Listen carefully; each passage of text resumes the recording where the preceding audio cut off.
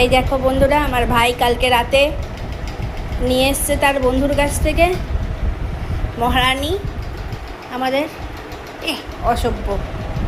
এই যে খাবার, সে আবার খাবার নিজে নিজে খায় না, তাকে খাইয়ে দিতে হয়। চাটছে। এই যে মহারানী, মহারানী বলেছি বলে হা হা করে করছিস। কি বলবো বল, তোকে কি নামে ডাকবো তাহলে? এত হাঁপানোর তো কিছু নেই, ফ্যান চলছে তো।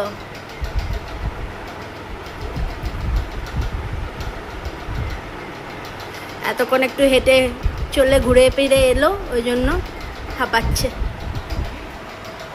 হ্যাঁ,